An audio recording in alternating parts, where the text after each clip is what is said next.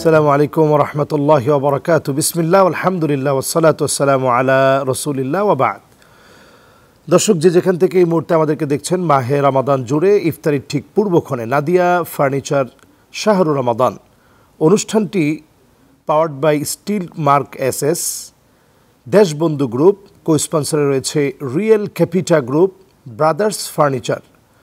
অনুষ্ঠান জুড়ে জীবন ঘনিষ্ঠ ইসলামের নানা দিক আমরা তুলে ধরার চেষ্টা করি। আজকে ইনশাআল্লাহ মুমিনের চেতনায় এতেকাফ অত্যন্ত গুরুত্বপূর্ণ একটি ইবাদা, যা আমার গুনাহগুলোকে জ্বালিয়ে দিবে, পুড়িয়ে দিবে। ইয়ারমাদুয যুনুব আই ইউহাররিকাহা বিআমালিস সালিহা। হতে পারে এটার মধ্য দিয়ে আল্লাহ তাআলা আমাদেরকে কবুল করে নেবেন। এমন গুরুত্বপূর্ণ বিষয় নিয়ে আমরা কথা বলবো দুজন বিজ্ঞ আলেমকে সাথে নিয়ে। চলুন আমরা আমাদের মেহমানদের সাথে পরিচিত হই। হাতের ডান দিকে রয়েছেন মাওলানা আব্দুল হাকিম সাহেব, সম্মানিত খতিব, বাইতুল মামুর মসজিদ, আফতাবনগর। আসসালামু আলাইকুম ওয়া রাহমাতুল্লাহি ওয়া বারাকাতুহু। ওয়ালাইকুম আসসালাম ওয়া রাহমাতুল্লাহি ওয়া বারাকাতুহু। আমাদের সাথে আরও রয়েছেন মাওলানা আহমদুল্লাহ চাঁদপুরি। আসসালামু আলাইকুম ওয়া রাহমাতুল্লাহি ওয়া বারাকাতুহু। ওয়ালাইকুম আসসালাম ওয়া রাহমাতুল্লাহি ওয়া বারাকাতুহু। আপনাদের দুজনকে অনেক অনেক মোবারকবাদ জানাচ্ছি। বারাকাল্লাহু ফিক। দর্শক, আমরা এতেকাফে প্রবেশ করব। অনেকে নিয়ত করে ফেলেছি এতেকাফ করব। এই এতেকাফটা কিভাবে করতে হয়, কাদের জন্য এতেকাফ করাটা উচিত, এবং এতেকাফের আসলে নিয়মটা কি, কিভাবে এতেকাফের সময়গুলো পার করবেন, সকল বিষয়গুলো নিয়ে আজকের এই মুবারক রমাদানের বরকতপূর্ণ সময় আমরা কথা শুনবো ইনশাআল্লাহ। প্রথমে আমি চলে যাচ্ছি মাওলানা আব্দুল হাকিম সাহেবের কাছ থেকে। আমরা শুনবো যে এতেকাফের ফজিলত সম্পর্কে যদি আপনি কিছু বলতেন। বিসমিল্লাহ আলহামদুলিল্লাহ ওয়াসসালাতু ওয়াসসালামু আলা রাসূলিল্লাহ। অত্যন্ত সময় উপযোগী টপিক, সাবজেক্ট এতেকাফ। এতেকাফ অত্যন্ত গুরুত্বপূর্ণ একটি আমল এবং অনেক ফাজিলতপূর্ণ, শ্রেষ্ঠত্বপূর্ণ আমল হলো এতেকাফ। আমরা যদি রমাদান মাসকে দেখি, রমাদান মাসের মূল জায়গা হলো লাইলাতুল কদর। হাজার মাসের চাইতে সেরা হলো লাইলাতুল কদর। আর লাইলাতুল কদর হলো রমাদান মাসের শেষ দশকে, বেজোড় রজনীতে। আর রমাদান মাসের এই শেষ দশকে যেন লাইলাতুল কদর লাভ করতে পারে মুমিনরা, এজন্য আল্লাহ সুবহানাহু ওয়া তাআলা আমাদেরকে ইতিকাফ করতে বলেছেন। ইতিকাফ এই কথাটি কোরআনেও আসছে। আল্লাহ সুবহানাহু ওয়া তাআলা বলেছেন, ওয়ালা তুবাশিরুহুন্না ওয়া আনতুম আকিফুনা ফিল মাসাজিদ। অর্থাৎ ইতিকাফ হবে মসজিদে, অর্থাৎ মসজিদে নিজেকে সেখানে অবস্থান করতে হবে। এবং আমাদের যে সিস্টেমগুলো আমরা জানি যে ইতিকাফ শুরু হবে হলো মূলত রমাদান মাসের শেষ দশকে, অর্থাৎ রমাদান মাসের আমাদের দেশের হিসাবে 20 রমাদান শেষ হওয়ার পরে সূর্যাস্তের পর থেকেই কিন্তু মূলত 21 তারিখ শুরু আরবি হিসাবে। তো সূর্যাস্তের পর থেকে স্টার্ট হবে। আর ঈদ উল ফিতরের যখন চাঁদ দেখা যাবে ততক্ষণ পর্যন্ত মুসল্লিয়ানি কেরামগণ ইতিকাফ করবেন মসজিদে, আর মহিলারা তাদের ঘরে অবস্থান করবে। আর এটার অনেকগুলো ফাজিলত রয়েছে। মূলত লাইলাতুল কদর লাভ এই একটি বিষয়। আর আরেকটি বিষয় হলো প্রিয় নবী সাল্লাল্লাহু আলাইহি ওয়াসাল্লাম তিনি তার জীবদ্দশায় প্রতি বছরে তিনি কিন্তু ইতিকাফ করেছেন। প্রথমত তিনি রমাদান মাসের প্রথম দশকে, দ্বিতীয় দশকে, এরপরে শেষ দশকে ইতিকাফ করেছেন। যেই বছর প্রিয় নবী সাল্লাল্লাহু আলাইহি ওয়াসাল্লাম ইন্তেকাল করবেন সেই বছর তিনি কিন্তু 20 দিনের ইতিকাফ করেছেন, অর্থাৎ বেশি ইতিকাফ করেছেন। এবং প্রিয় নবী সাল্লাল্লাহু আলাইহি ওয়াসাল্লামের স্ত্রীগণও ইতিকাফ করেছেন। আল্লাহ রাসূল সাল্লাম তাদেরকে আদেশ করেছেন। আর প্রিয় নবী সাল্লাল্লাহু আলাইহি ওয়াসাল্লাম আমরা যেন ইতিকাফ করি আমাদেরকে উৎসাহিত করেছেন এইভাবে যে তার জীবদ্দশায়, মানে ইজা দাখালা আশরু মিন রমাদান, অর্থাৎ রমাদান মাসের যখন শেষ দশক আসতো তখন প্রিয় নবী সাল্লাল্লাহু আলাইহি ওয়াসাল্লাম আহিয়াল লাইলা, সারা রাত তিনি জেগে থাকতেন। আর ওয়াইকাজ আহলাহ, তার পরিবারকে তিনি জাগিয়ে দিতেন। আর ওয়াসাদ্দা মিজারা, তিনি তার কোমরের মধ্যে গামছা বেঁধে তিনি ইবাদতে লিপ্ত হয়ে যেতেন। আল্লাহ সুবহানাহু ওয়া তাআলা কোরআনের কয়েক জায়গায় আদেশ করেছেন, যেমন আল্লাহ তাআলা বলেছেন বিসমিল্লাহির রহমানির রহিম, ইয়া আইয়ুহাল মুযাম্মিল কুমিল লাইলা ইল্লা কলিলা ওয়া মিনাল লাইল ফাতাহাজ্জাদ বিহি নাফিলাতাল লাক। তো প্রিয় নবী সাল্লাল্লাহু আলাইহি ওয়াসাল্লাম তাহাজ্জুদ নিয়মিতই পড়তেন। আর রমাদান মাস আসলে তিনি শেষ দশকে আর জেগে থাকতেন না, সারা রাত ঘুমাতেন না, সারা রাত জাগ্রত থেকে তিনি ইবাদত করতেন, পরিবারকেও জাগিয়ে দিতেন। কোনো ব্যক্তি যদি রমাদান মাসের শেষ দশকে যদি ইতিকাফ করে তাহলে তার এবং জাহান্নামের মাঝে 70 বছরের ব্যবধান হয়ে যাবে, আল্লাহ তাআলা সেটা করে দেবেন। সুবহানাল্লাহ বিহামদিহি। আলহামদুলিল্লাহ। আমরা আবার আসবো আপনার কাছে। আমরা চলে যাচ্ছি আমাদের মাওলানা আহমদুল্লাহ চাঁদপুরি সাহেবের কাছে।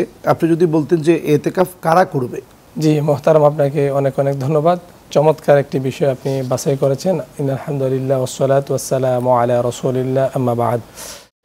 আমি দর্শকদের উদ্দেশ্যে বলতে চাই, ইতিকাফ হলো অবস্থান করা। দুনিয়াবি যত কাজ রয়েছে সমস্ত কাজ থেকে নিজেকে গুটিয়ে নিয়ে একটা মসজিদের মতো একটা জায়গার মধ্যে নিজেকে আবদ্ধ করে নেওয়া। আর ইতিকাফের মূল লক্ষ্য উদ্দেশ্য হচ্ছে লাইলাতুল কদর, শবে কদর তালাশ করা। রাসূলুল্লাহ সাল্লাল্লাহু আলাইহি ওয়াসাল্লাম বলেছেন যে মান কামা লাইলাতুল কদরি ঈমানান ওয়া ইহতিসাবান গুফিরা লাহু মা তাকদ্দাম মিন যামবি, যে ব্যক্তি ঈমান এবং ইহতিসাবে সহকারে সৎ নিয়ত উদ্দেশ্য দিয়ে আল্লাহ তাআলার নৈকট্য অর্জনের জন্য এই রাত্রের মধ্যে ইবাদত করবে, আল্লাহ তাআলা তার পিছনে সমস্ত গুনাহ খাতাগুলো মাফ করে দিবে। এখন আমাদের সমাজে দেখা যায় যারা একেবারেই বুড়ো মানুষ, সমাজে তাদের কোনো আর প্রয়োজন নাই, এখন তাদেরকে ধরে নিয়ে মসজিদের মধ্যে আবদ্ধ করে দেওয়া হয়। এবং আমরা এই জায়গাতে আসবো ইনশাআল্লাহ। দর্শক, সময় হয়েছে ছোট্ট একটা বিরতি নেওয়ার। আমরা নিচ্ছি বিরতি, ফিরবো এক্ষুনি। সেই পর্যন্ত আমাদের সাথেই থাকুন।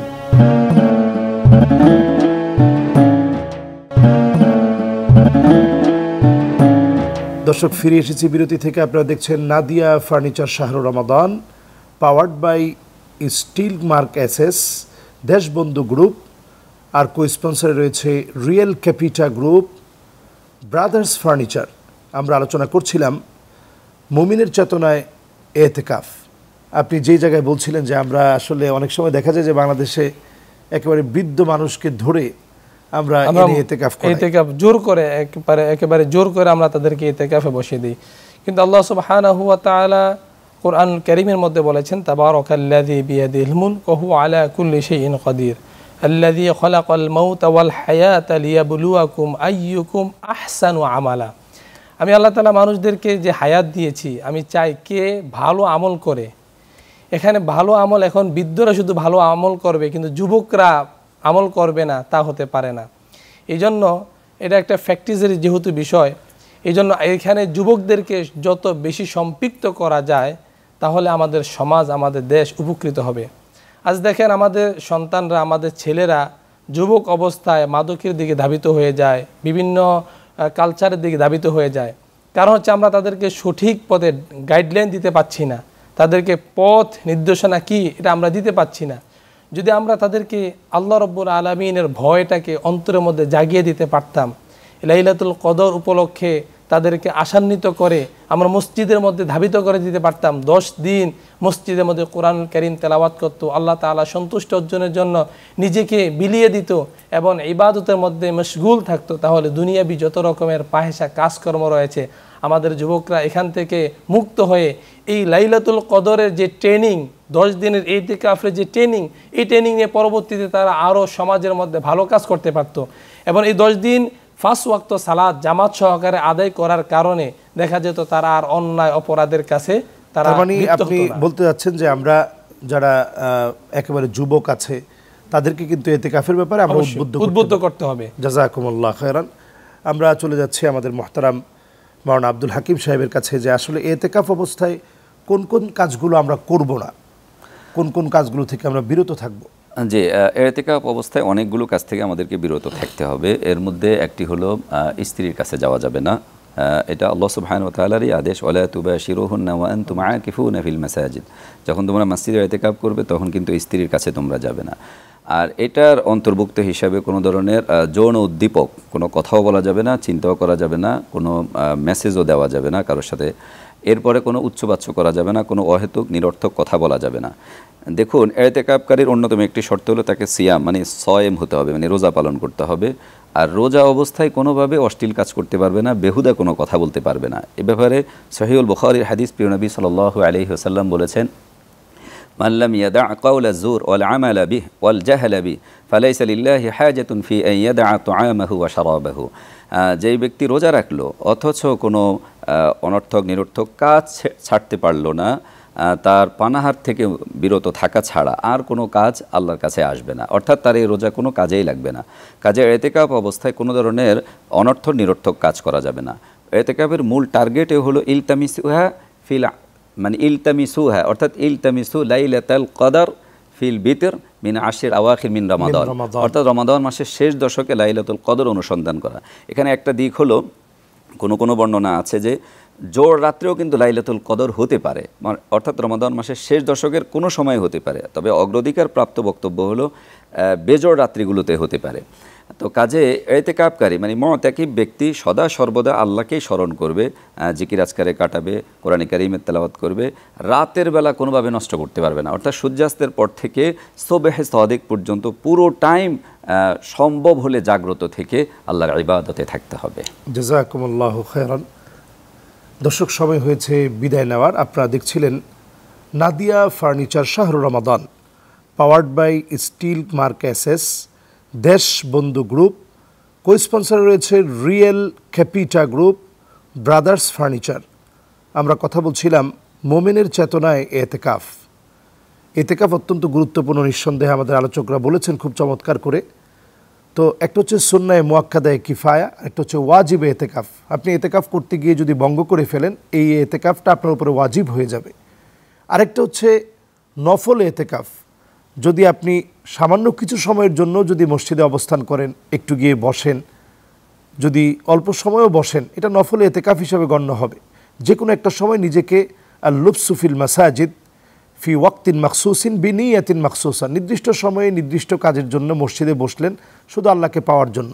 এমন করে আমরা যেন আল্লাহকে পাওয়ার জন্য অন্তত মসজিদে কিছু সময় হলেও কাটাতে পারি।